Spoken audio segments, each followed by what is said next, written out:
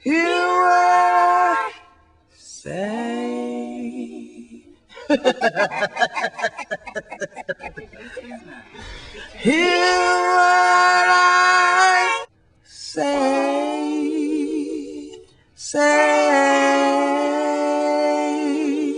Malik, can I keep it real? Can we talk? Because you my brother. Please, ain't nobody made no attempt on your life and nothing like that. Oh, I get them. I get them threats every day. You know that's what I'm talking. You know I'm sorry. I gotta ask you. Every day I get those. Malik, every day. And down in there. But you can't do the work if you're scared. You know, you got to be able to.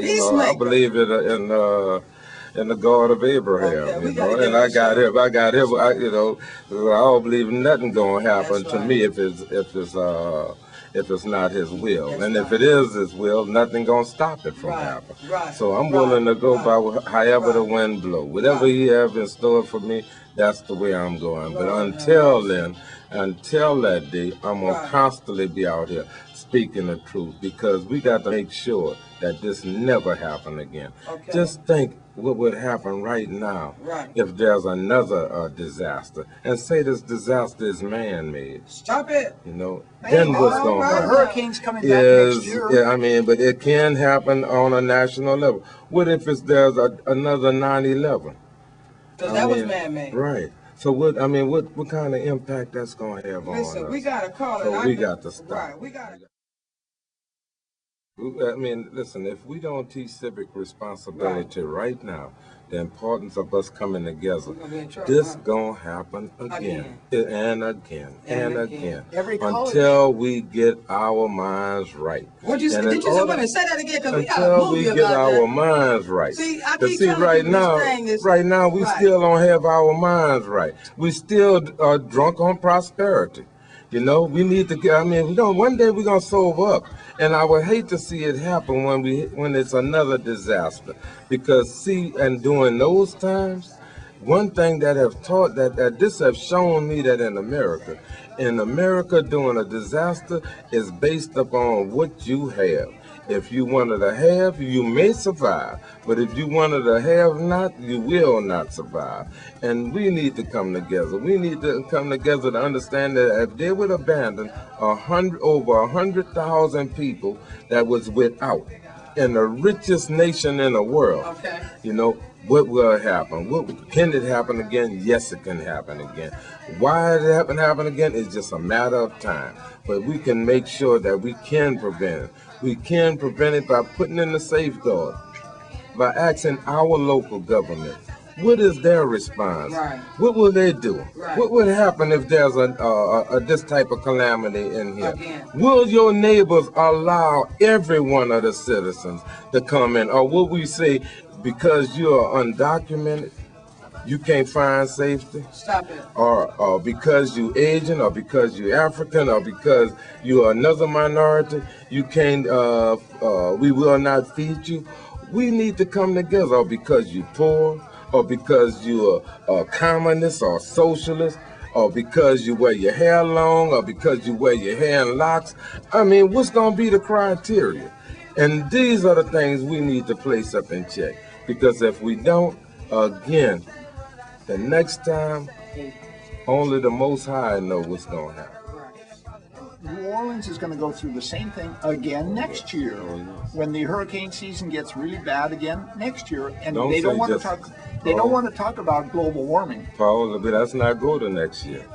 It's right now. We are still in hurricane season. And it's just, we have to keep reminding people, this is the result of global warming. And in Florida right now, they say the thing that saved Florida was the Everglades, which is a shock absorber for the hurricanes. And you don't have a shock absorber. We had one. That's what our wetlands. Right, the wetlands. And now you're going to have to rebuild on the highlands around New Orleans. No, we can restore the wetlands. That's what I was saying. If we would spend that $14 billion, that's 6 weeks of what we are spending in Iraq. If we would spend $14 billion right now, we can restore our wetland. We can restore that buffer. We just have to cut the Pentagon budget. Here's what we have. New Orleans is a bowl, And what we are saying is that the rim of that bowl is cracked. Now, we are not talking about repairing the rim, so we're in there telling people to restore the bottom of the bowl, to build houses there. So what we're telling people, if the government is that uncaring or that lost from reality, then if you do rebuild, then jack your house up and build it at least 12 feet up in the air from the ground. Why? Because then when it flood again, at least you'll be safe. You know, you don't have to climb in the attic and wait a week for the government to come out. I want to stay encouraged and keep encouraging, young men to get into this business of broadcasting and TV and the whole 9 yards, because we got to be able to tell our story, and we got to tell it from our perspective. If we don't, then somebody else gonna tell a story for us. And we seen what happened in Katrina. That for 4 days, your so-called mainstream, that's all they done was demonize us. They wouldn't tell us the true story. No one even said, well, hey, how did these roving gangs arm black youth, how did they take over the Superdome when you searched everybody before you allowed them to come in? Where did they get the arms from? Where's the dead bodies? Why wasn't the media there? Why, when Oprah had the mayor and the chief of police up there crying crocodile tears and calling the police who quit cowards and all this here? But why they quit? Because they didn't see no leadership in it. They seen that he was nothing but a damn fool. And that's the reason. And nobody gonna ride in the car with a person that is drunk. And that's what he was. He was drunk. He was drunk. He was drunk on ignorance that he allowed this to happen. And that's the reason why people quit on the police force. And over 200 police quit. But that's the reason why they quit, because of the fact of the incompetence. Nobody needed this. Pam, it's one of the things that young people, especially young African Americans, need to know, that if we don't tell our story, if we don't expose the truth, nobody else will. Then we cannot complain about a lie. If we don't take advantage, if people like you, or people like the young brother that you're talking about, if people of conscience do not stand up right now in America, then next year it might be too late. Now, I don't know, I'm not that well on languages and stuff like that, but I heard that Katrina and some other language mean a cleansing. Stop it.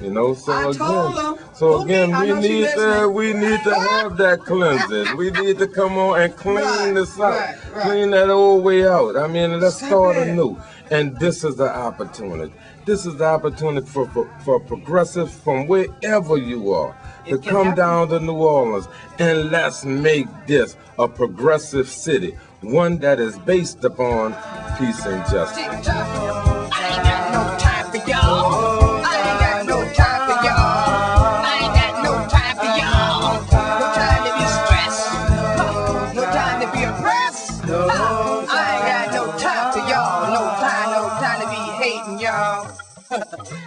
Yeah.